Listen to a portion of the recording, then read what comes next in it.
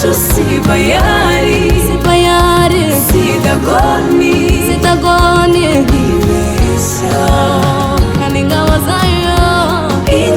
zayo ntizitsindwa ntizineshwa n'inyembaraga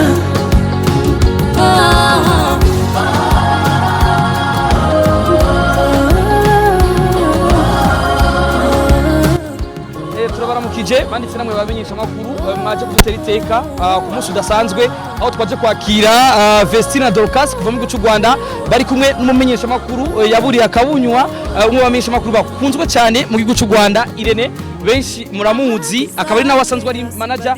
wabo bakaba basanzwe bafite igiteramo itariki 23 azora ku munsi wa gatandatu kuri Source Dinire ni igiteramo kijanye n'imphimbazamana ni igiteramo twiteze abantu benshi ndetse ni igiteramo kizokwitabirwa n'abantu benshi mu kwizera kw'Imana turi kumwe kandi na Prophet Modeste muramuzi umwe mu bantu bashoye kuzana bano baririmbyi bavuye mu gihugu cy'u Rwanda hano iwacu mu Burundi mu gihugu gitemamo amata n'ubuki turabaramukije VESTINE na DORCAS mumeze neza cyane gose turifuza kumenya urugendo rwa rumeze gute mbega nta kibazo mwagize nta cyo baca bagoye kugira mushobore gushika hano iwacu mu Burundi ntacyo kabisa kangahe mushitse hano iwacu mu Burundi cyabatangaje muri minota mike gusa bamaze gushika hano mu Burundi ni minota mike ntago ndakibona neza ari nyibona dufite press conference ariko turifuza kumenya abarundi bitega iki na cyane cyane mukaba muri bamwe mu baririmbyi kazi bakunzwe cyane hano iwacu mu gitaramo muzokora ku munsi wa gatandatu abarundi bitega iki bitege kubona Imana guhimbaza Imana kubona ibyishimo bituruka mu gihugu cyayo mbese no kubona imbaraga zo mu gihugu cyayo bitegure kubona ibintu byiza cyane kandi bifatika dushobojwe n'Imana nzira ko n'ibimuga bizomuguruka kubera Imana ibimuga bizogira gute bizomuguruka Irene nawe tukuramutse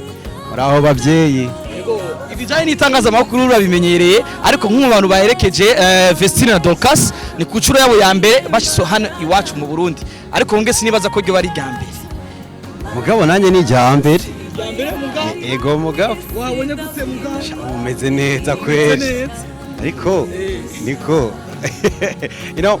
nabonye abantu beza mufite amasura meza murasa neza bivuze ko mufite n'Imana muri mwebwe tuje gutarama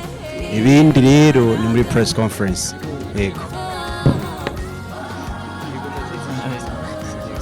nibaza neza yuko ibibazo biza gukurikira tuza kwibariza muri press conference iza kuba kuri Source Dinire nyene sorry hari amakuru avuga yuko kwanza turabaha kazi Burundi hari ikibazo kivuga yuko mwari kuzoza Burundi muci ariko ntivyakunze ko muza habaye ikibazo kihe mbega nivyo makuru ko avuga ko mwari kuza ni mutaje mbega nivyo canke muvuga kiki cyo kibazo ni cyiza ukibuka cyandika ahantu duhure muri press conference nuve mu mase